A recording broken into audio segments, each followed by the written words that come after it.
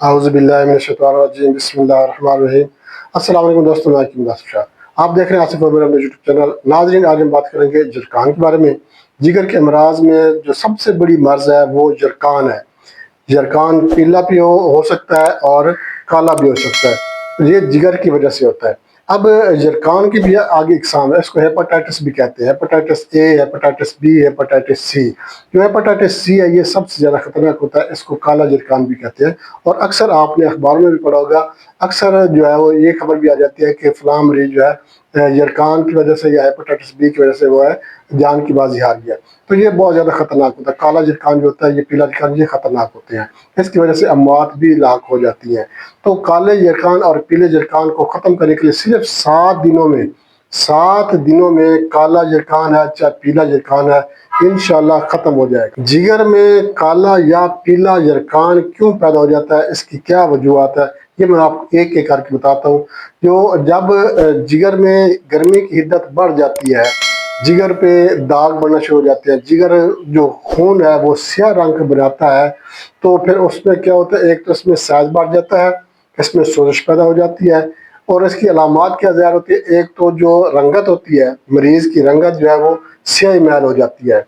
उसकी आंखें जो है वो काली हो जाती हैं, स्याह हो जाती हैं, नाखून स्याह हो जाते हैं, ज़बान की रंगत स्याह हो जाती है, ज़बान के ऊपर स्याह रंग के दाग बन जाते हैं।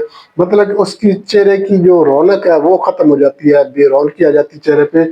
और उसके पूरे जिस्म पे जो है वो स्याही के जो नुमाया असरात हैं वो नज़र आने लग जाती है।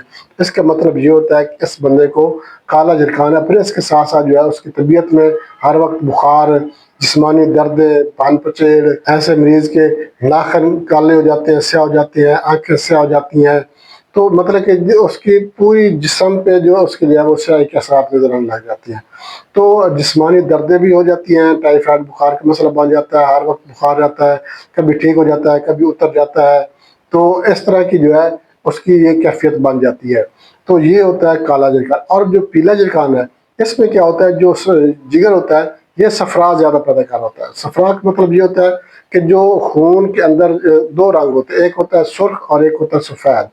तो जिगर जो है ये सुर्ख ज़रात नहीं बना रहा होता और सफ़ेद ज़रात ज़्यादा बना रहा होता है। इसको सफरा कहते हैं और WBC भी इसको कहते हैं। तो ये ज़्यादा बना रहा होता है, तो फिर इसके असरात भी चेहरे पे नुमायाँ होना शुरू हो जाते हैं।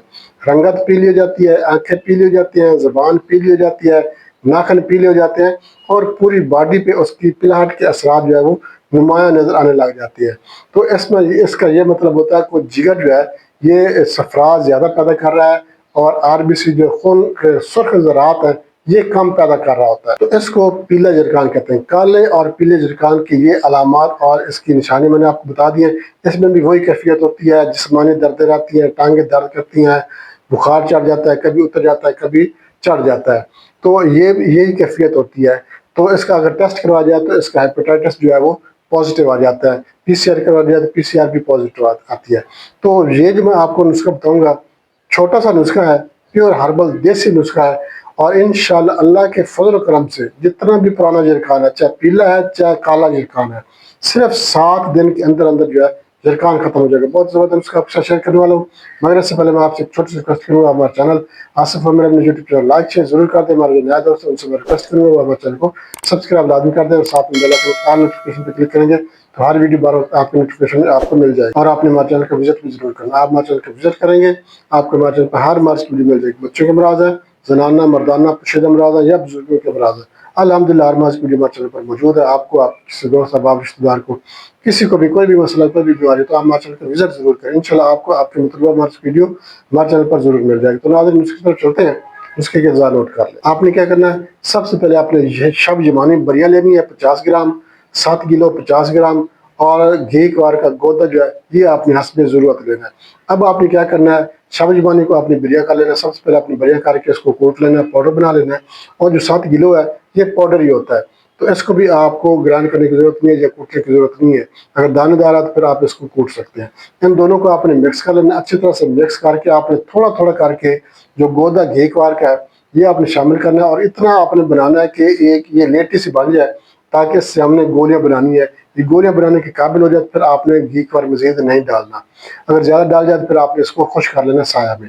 اب آپ نے کیا کرنا ہے، اس کی نخودی گولیاں بنا لینی ہے، نخودی سائز کی آپ نے اس کی گولیاں بنا لینی ہے، اور یہ گولیاں آپ نے اپنے پاس محفوظ کر لینی ہے۔ اب آپ نے اس کو استعمال کیسے کرنا ہے، استعمال کرنے کا آسان سا طریقہ ہے، 2 گولیاں صبح جو ہے اپنے غذا کے بعد لسی کے ساتھ آپ نے استعمال کرنی ہے، مطلب غذا کھانے کے بعد 2 گھنٹے بعد آپ نے لسی کے ساتھ 2 گولیاں، اور شام کو آپ نے غذا کے بعد 2 گولیاں دودھ کے ساتھ استعمال کرنی ہے۔ یہی طریقہ آپ نے صبح و شام استعمال کرنا ہے، 2 گولیاں صبح لسی کے ساتھ اور شام کو آپ نے غذا کے بعد دودھ کے ساتھ استعمال کرنا ہے۔ صرف 7 دن آپ یہ نسخہ استعمال کریں گے، انشاءاللہ اللہ کے فضل کرم سے 7 دن کے اندر اندر جرکان کے جو جراثیم ہے یہ ختم ہو جائیں گے، چاہے پیلا جرکان ہے چاہے کالا جرکان ہے۔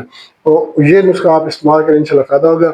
اگر 7 دن میں آپ نے اس میں کمی محسوس ہو رہی ہے مگر تھوڑا فرق ہے، آپ کو 50% ہے یا تھوڑا ہے، تو آپ نے اور 7 دن استعمال کر لینا، انشاءاللہ اللہ کے حکم سے 100% آپ کا جرکان جو ہے یہ ختم ہو جائے گا۔ بہت زبردست نسخہ ہے، دیسی ہربل نسخہ بنا کے استعمال کریں گے، انشاءاللہ فائدہ ہوگا۔ اس کے ساتھ اجازت چاہتے ہیں، اگلی ویڈیو تک کے لیے اللہ حافظ۔